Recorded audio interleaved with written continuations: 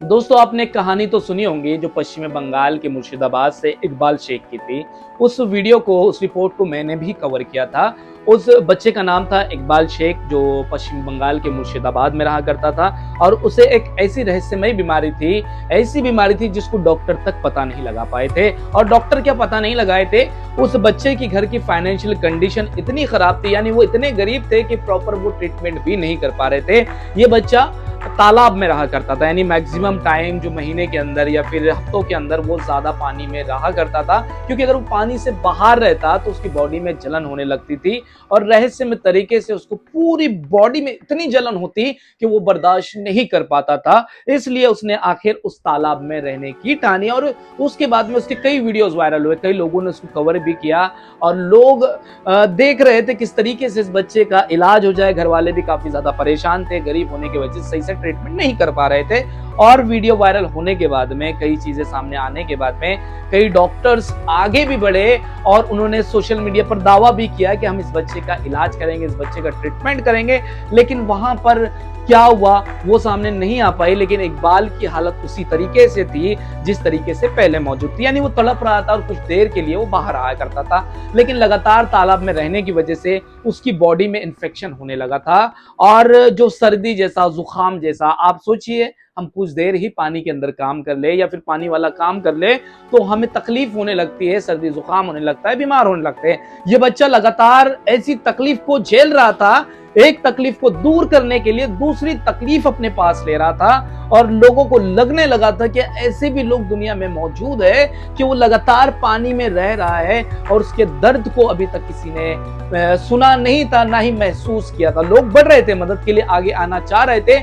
और कई social media पर कैंपेन भी चलाए जा रहे थे कि इस बच्चे की मदद की जाए। तो अब ऐसी खबर आ रही है, अब इतनी अच्छी खबर सामने आ रही, अनंत अंबानी ने उनको वहां से लेकर आया, यानी अनंत अंबानी ने उनके इलाज के लिए उस बच्चे को अपने जो होम टाउन है वहां पर बुलाया है और रिलायंस फाउंडेशन के अंदर इस बच्चे का वो ट्रीटमेंट करने वाले हैं। सोशल मीडिया पर इस चीज की भी इंफॉर्मेशन सामने आई है। लेकिन देखिए अनंत अंबानी जी ने एक बार फिर से लोगों का दिल जीत लिया है। पर्सनली मैं भी अब तक नहीं पसंद करता था और मेरे तरफ से भी मतलब कुछ ऐसा मुझे लगता था कि इनका कंट्रीब्यूट नहीं है, लेकिन क्या हुआ है कि जो चीजें हमें मालूम नहीं होती है उसके बारे में हमें कमेंट नहीं करना चाहिए। तो अनंत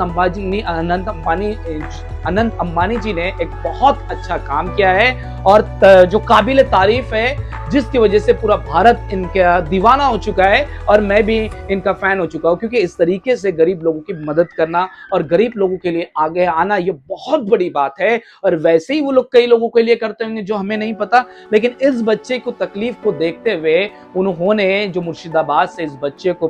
अपने होम टाउन में बुला लिया है और जो रिलायंस फाउंडेशन का इनका हॉस्पिटल है वहां पर एडमिट कर दिया गया है। और इस बच्चे का हो सकता है कि अब तक जो ट्रीटमेंट भी शुरू हो चुका होगा, क्योंकि जब अनंत अंबानी ने खुद इस पर ध्यान दिया है, खुद इस बच्चे को बुलाया है, तो कितनी अच्छी सुविधा इस बच्चे को मिल रही होंगी। और इससे पहले भी एक ट्रक जा रहा था मुर्गियों का, उस वक्त भी अनंत अंबानी की गाड़ी जा रही थी, तो वो वहां पर रुके, उस ट्रक ड्राइवर को और पोल्ट्री फार्म वाले को उसकी पूरी पेमेंट दी गई और उस पेमेंट देने के बाद में जितने उसके अंदर मुर्गियां मौजूद थी उनको उनसे छुड़ाकर एक पार्क में या फिर कहीं पर छोड़ दिया गया जहां पर वो जिंदा रह सके। उस वक्त भी अनंत अंबानी की कई तारीफें की गई थी, बहुत उनके वीडियोस वायरल हुए थे। लेकिन ये जो काम किया है वाकई में बहुत ज्यादा काबिल तारीफ है और मैं चाहूंगा कि इस तरीके के लोग अगर हमारे देश में मौजूद है तो जो गरीब लोग हैं उनके ऊपर नजर रखने वाले भी ये काफी ज्यादा अच्छे माने जाते हैं, यानी बहुत अच्छे से